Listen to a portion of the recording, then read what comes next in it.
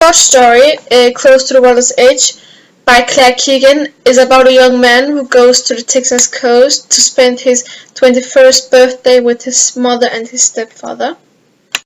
Throughout our lives, we have to make important decisions that will form our future and identity. And before we made our decisions, we have to think about how to think and imagine the consequences of our decisions and think about how they will reflect us. And choosing correct decisions can be difficult, hard, because there are so many different ways to choose, and it only gets harder when people around us try to influence us. That could be, for example, our parents. Our parents always want the best for the child, and but do they know what the best is? And do they think about what the child wants?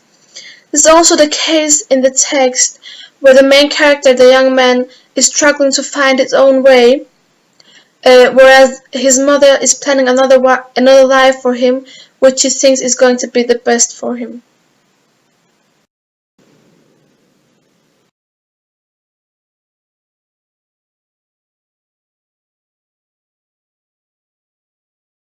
The main character of the story is the young man, and he's nameless. He's a student at Harvard University, and he's top of his class, and he is probably gay. And we can see that in page 144, line 12 to 13, where he watches a young man, but he should watch his girls. Even though his stepfather speaks harsh to him and irritates him, he still speaks to his stepfather in a respectful way, and he is polite toward him. He carries his grandmother's gift with him, the cufflinks, which shows us that he's a sensitive guy. His parent doesn't accept the main character as the person he really is, a gay and a person who does not really have any ambition of wealth.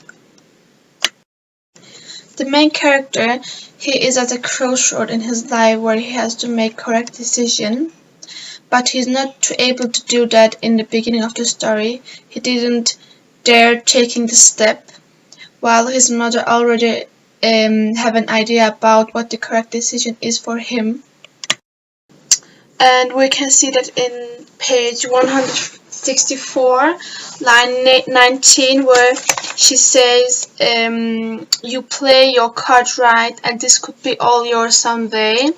And at the same page, line 21 to 22, where she says, you wonder why I married him, but I was thinking of you all along. He doesn't want all the wealth and these goodies or the power it will bring him, because he knows that those things won't make him happy at the end of the day. He dislikes the feeling of being better than normal people.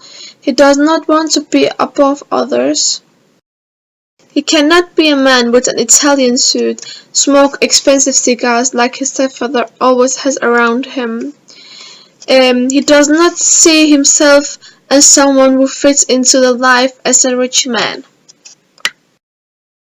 The young man enjoys small moments in life, such as wearing in t-shirt and jeans, playing chess on computer, drinking Australian beer.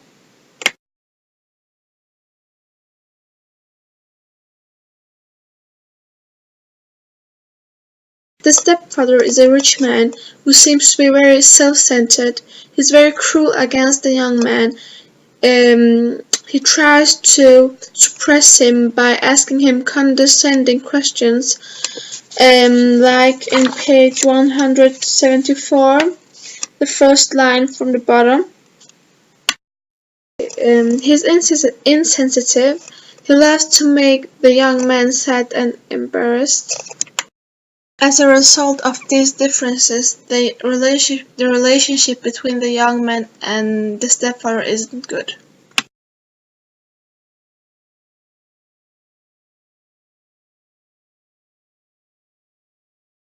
The mother is a woman with a hot temper with painted shiny red nails. She fits herself well using her husband's money.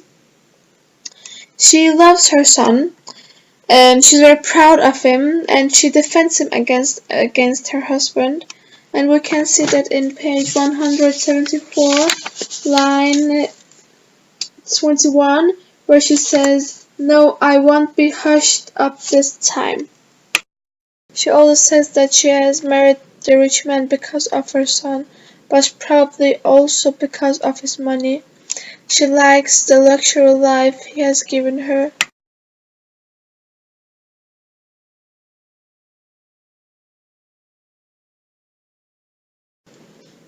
The story is told by a third-person narrator. The narrator is limited. As a reader, we are connected to the young man, to his feelings, but we also get to know what other people are doing. The language is noble without slang and swear word. The grammar is mostly correct. Through the language we can see that they belong to the high class. In the text there are some flashbacks to his grandmother's life, which he uses as a guide.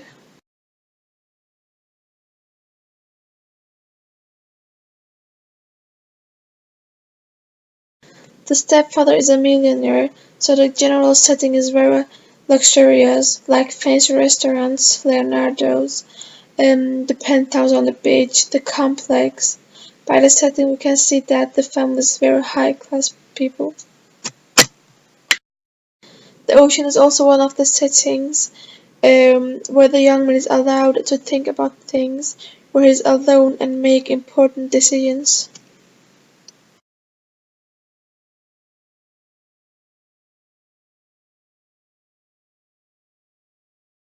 After dinner, the unhappiest moment of the day, he went to the beach and started thinking about what his grandmother used to say.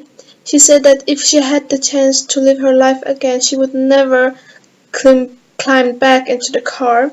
She would never live a life she didn't want. These words helps the young man having a different outlook on life. His grandmother lived a life of regret, and he realizes that that is not the way he wants to live. He does not have to stay there. He can call the airline, change his flight, and go back to Cambridge.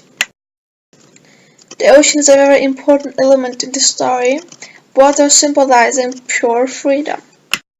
Water is life-giving. Both the inner and the exterior can be cleaned. After cleaning, you can start the new like a rebirth. The night swimming in the ocean is his rebirth. His grandmother would not get into the water because he has no idea about how deep it was, and it induced fear. But he jumps. He had realizes that life is fully about taking chances if you want to make the correct decision.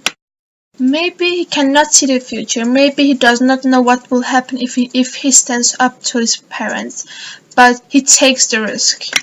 Rose pink cake symbolizing feminism.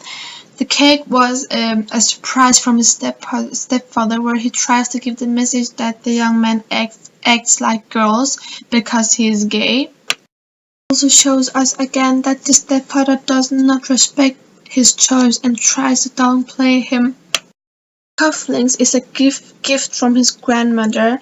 They are gold-plated, but the steel underneath is slowly appeared. The cufflinks is a masculine gift.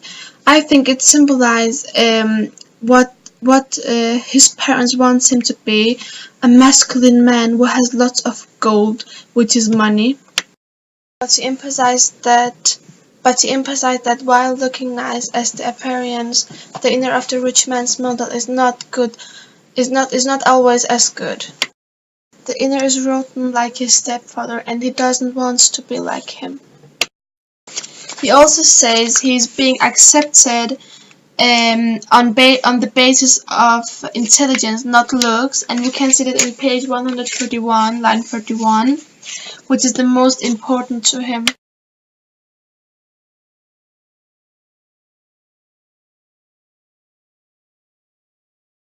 The traditional society was against the postmodern society. The grandmother symbolized the traditional society, and the young men symbolized the postmodern society. In the traditional society, women had no choices. They could not stand against their man, their husband or their father. They should do what they were asked for. Also, in the traditional society, people often just walked in the footsteps of their parents or their elders, and your future were already shaped. But the postmodern society is based on individualism. Every individual has the right and the chance to make their own decision.